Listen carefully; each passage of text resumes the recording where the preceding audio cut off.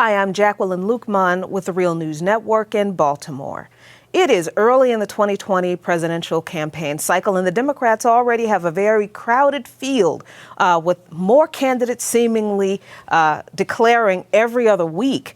While most are predictably, typically corporate neoliberal mascots for the DNC, there is still excitement about Bernie Sanders' #NotMeUs campaign that he has revived. And through Sanders' campaign, he's been able to bring some pretty big issues like Medicare for All and tuition-free college into the public political discourse. But the one issue he hasn't been able to really bring to any kind of national consensus or acceptance is the issue of reparations. So here to talk about that issue in the context of Sanders' other platform policies, electoral politics, and American society in general is Dr. Adolph Reed, political science professor at the University of Pennsylvania, specializing in race and American politics. Thank you so much for joining me today, Dr. Reed. Oh, sure. It's my pleasure. Always for the Real News. Thank you so much. Now, all right, so I have to ask you first, because I know that you are a supporter of Sanders. You were a supporter of him in 2016. I have to ask you, are you as excited about his campaign and his potential candidacy this time around as you were last time? Oh, yeah, I'd say I am. Right. I mean, I think there's a key component of the presidential campaign is the movement building aspect. And I think in particular, the campaign is a great opportunity to get out and try to build support for the Medicare for All campaign, which is a crucial piece of the agenda for 2020. So I have to ask you, because we think that there is a change in the DNC rules this year that a lot of people think might make it easier for Sanders to gain the nomination. Do you think he will have as difficult a hill to climb in this primary process, or do you think he will have do you think he has more momentum this time around? Well, that's a good question. I mean, he certainly has momentum, right? And I have to say, political scientists work best at predicting what's already happened, not what's going to happen. But anyway, yeah, he's got momentum, but I think that's a double-edged sword, because it seems to me pretty clear that one item that's at the top of all of the other candidates' agendas is to keep him from getting the nomination. So, so I think that's going to make it tougher. So I'm glad you brought that point up, because I do believe that there is some strategizing, some DNC strategizing with all these other candidates talking about this issue of reparations where no one else would before. Right. And I think it's fair to say that most other candidates are talking about it because of Sanders' reticence on broaching the issue. Right. So yeah, that's probably right. Yeah. So I agree. I think we can agree that that is with the other candidates talking about reparations. That's a political ploy. Right. But when we're talking about Sanders, who was able to bring issues like, you said, Medicare for All, which was very unpopular at one time. Right. Now, not only because of him, because he didn't come up with the idea, but because he was able to bring that idea to his bully pulpit, so to speak. Right. It's not only become popular, it's become a mandate among progressives and among people who don't identify themselves politically, who support Sanders. The same thing is true with tuition-free college, not something that was popular, something that most Americans didn't even realize existed at one time in this country. But Sanders has brought the idea mainstream, and it's a part of the mandate. Same thing with the Green New Deal. So tell me, Dr. Reed, why is it that a candidate who has this kind of bully pulpit already, he's not even president, can bring unpopular ideas to the fore and make them not only popular, but make them critical campaign platforms, but he can't do that with reparations. And Right. he? Right. Yeah. Well, let me say a couple things. I mean, first of all, the pardon me. There's always been a base of support, a bigger base of support in the country for single payer healthcare than one would think from reading the New York Times or watching MSNBC. But on your question, well, I think there are a couple things. One is that Sanders has been pretty clear that he thinks politically the notion is a non-starter, and frankly, I mean, this is the way I've always felt about it too. I mean, that the first question for me, like at the beginning of the century, I was out of the country for a month, and I was someplace where I didn't have regular access to U.S. News media, and I came back and found that the reparations idea, which I had known from my early 20s, had popped back up popped into popular discussion. I was curious why. And my question always has been about it. I mean, how can you imagine putting together a political alliance that can prevail on this issue? And, 17, 18 years, 19 years, I haven't gotten a clear response to that. So from that perspective, I think, okay, well, what's the point then? I mean, like, it's a symbolic gesture, not a political objective that has the capacity to alter people's lives. In the campaign in 2016, people often enough would ask me why Sanders doesn't address so-called black issues. And my response was always the same, just to go down the platform and point out and ask, really, item by item, whether or not that would be a policy that would disproportionately benefit black people and Latinos. And always the answer was, yeah, it would be. So Sanders has a black agenda, and that black agenda is, like, in addition to the civil rights stuff, obviously, it is full employment economy, Medicare for all, free public higher education, urban investment, and so forth and so on, because every one of those initiatives would disproportionately benefit Black Americans, working people, right? I don't have the senator in my pocket, but from what I've read and heard, he seems to feel pretty much the same way about the reparations issue that I do, which is that, first of all, you can't imagine putting together a political alliance that would be capable of winning on the issue, however it's defined. The other thing I've noticed, so in that event, I mean, what is the issue? And I saw that he asked at some rally not that long ago, or commented that he doesn't even know what the notion means. And I can see that also because there's a lot of kind of slippage and moving around. In fact, like my son, who is an historian who has actually written about this issue, both in a forthcoming book and not that long ago in a Jacqueline article.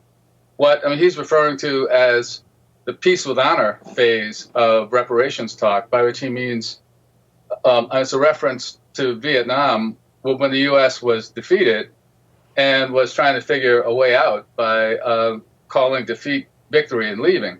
Because what seems to be happening is that what people are saying about what they mean by reparations is becoming, more and more diffuse, right? So that even reaffirmation of a commitment to Title VII anti-discrimination in enforcement could be understood as reparations. So from that perspective, it is difficult to say what people mean by it. So that's another problem. I mean, yeah, I'm sorry. Go ahead. No, and you raised a lot of points, and I think I wanna go back to the first point about political viability, because that's the first argument we hear a lot about reparations. It'll never win. No one's going to support it. It's not a politically viable policy. Even if we knew what it was, it's so unpopular that people won't support it. Even though, there may have been a broad-based support in this country for single payer, it has not been as large as it is now.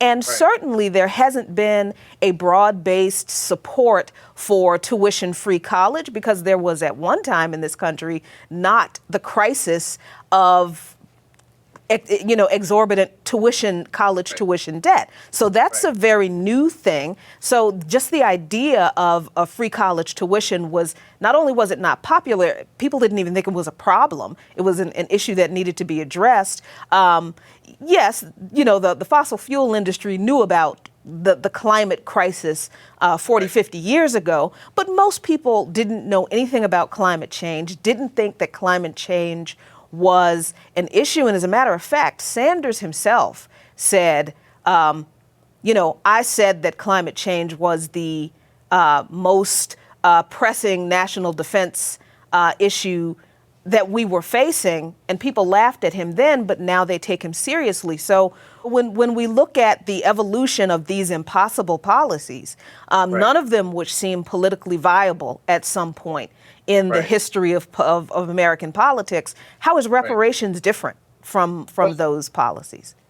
Well, like in one crucial way, actually, and that is that you can see, like, what in a democratic system, right? You've got to have you've got to be able at least to envision a majoritarian path toward adoption of a policy. You can see a path to building a majority behind Medicare for all, or free public higher ed, or really addressing climate change, or the like. But the only way to imagine building a sustainable electable or electoral majority for pursuit of reparations is to depend on people who wouldn't get anything from it to support it.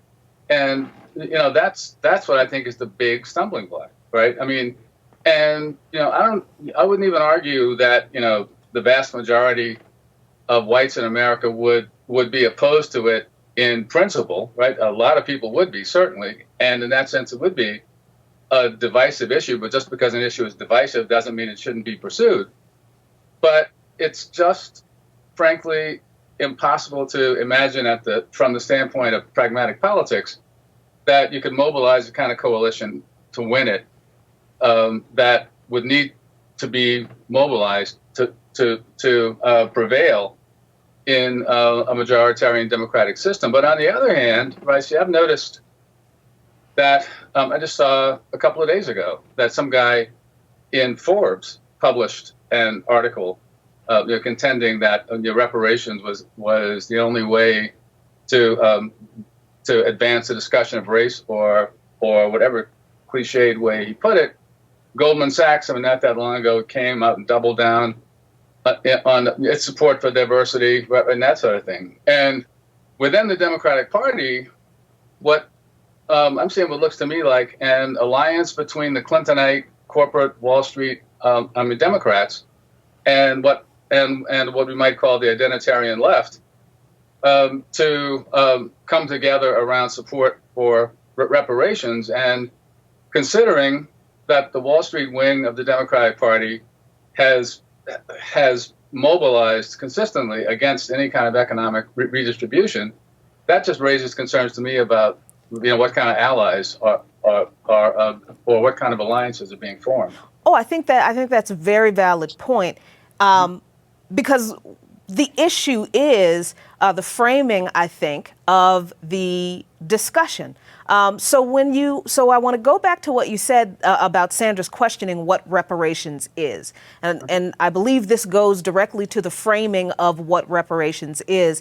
Even if we have people in this country who we know will not support reparations, like when you said that we can imagine a broad-based support for, and how we would gather a broad-based support for Medicare for all, or free college tuition, or climate change legislation, because people would get something out of those pieces of legislation were they to be passed to address those issues.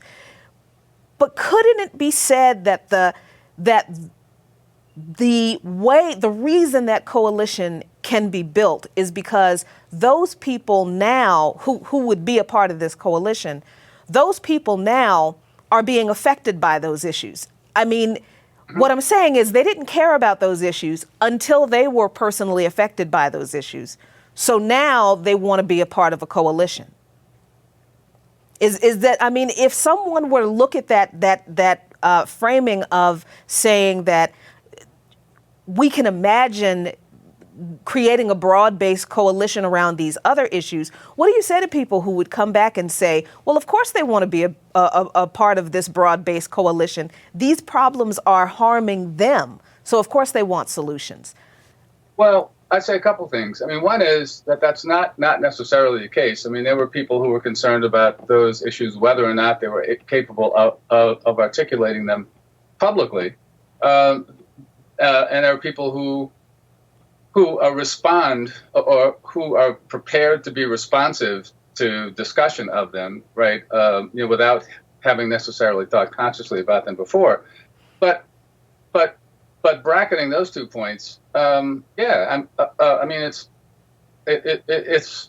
certainly the case that people are concerned about those issues because they are affecting them. But that's kind of my point, right? Because the reparations issue doesn't affect them, right? And I mean, and the frightening thing about, or the potentially concerning thing about it is that if we talk about reparations, even while making certain what it means, or no matter what it means, one of the problems is we need to have a clearer understanding of what the term means. Like, look, I'm somebody who came of age in the Black Power era, and I recall very clearly that one of the problems with the Black Power notion what was that it seemed to convey a lot, but didn't really convey anything. Okay, but anyway, put that to one side too. If we talk to people about getting behind reparations without at the same time talking to people about paths to improve their own lives and to reduce their own insecurity, then I'm concerned that could wind up backfiring on us and being a base of recruitment for Trump and the rest of the hideous right. Well, I think you bring up a great point. Again, I think I want to go back to the messaging and how people receive what people mean when they say reparations, because there is legislation, actually, that has been introduced every year by Representative John Conyers' H.R. 40, which doesn't necessarily define what the final reparations will look like, but it does set out to answer those questions, not just in the form of the way Sanders and other people immediately characterize reparations as cutting a check, and we don't even have time to get into the messaging around that. But it also focuses on legislative possibilities and how those disparities came to exist within the frame of the United States government. So now I have to go back to Sanders and his bully pulpit and his ability to help his supporters imagine that other impossible policies are possible.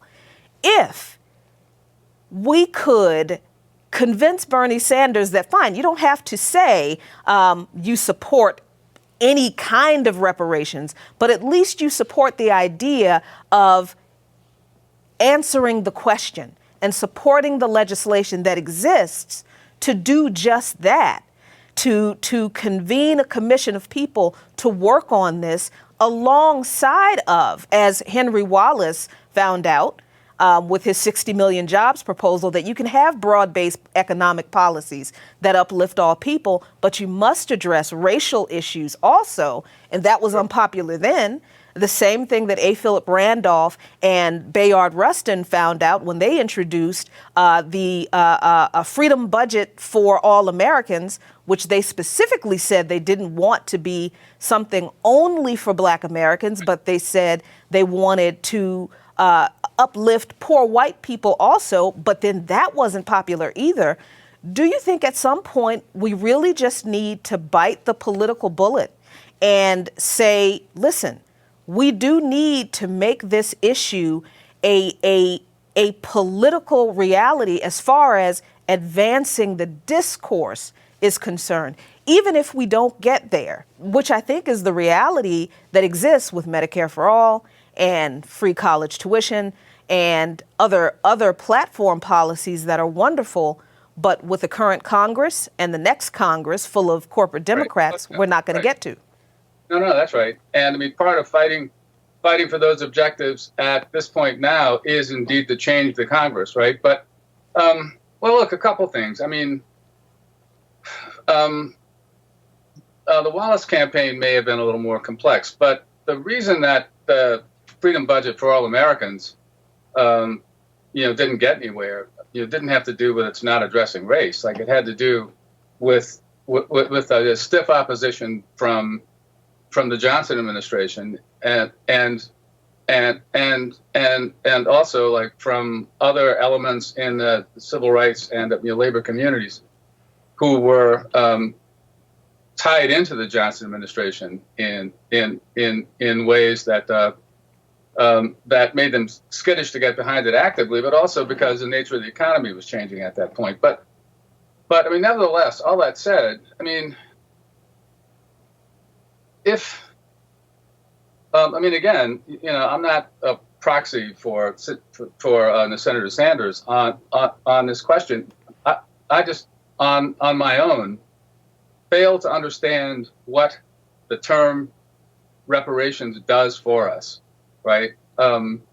If it's possible to address those economic inequalities and other socioeconomic inequalities, even those that appear most conspicuously as racial disparities, right?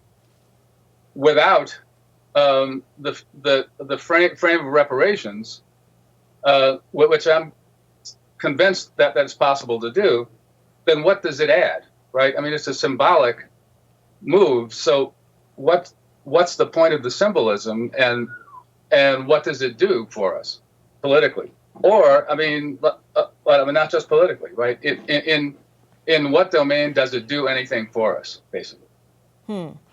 And unfortunately, we are out of time because I would absolutely love to continue this discussion, picking it up right at that point. What does reparations do for us? But we cannot finish that part of the discussion today. Well, we can do it again at some other point. That's absolutely wonderful, because I really thank you for coming on and having this discussion with me. And we will continue this discussion about reparations, progressive politics, Bernie Sanders, and what it means for Americans and for African Americans in particular. Thank you to Dr. Adolph Reed for joining me today. Thank you.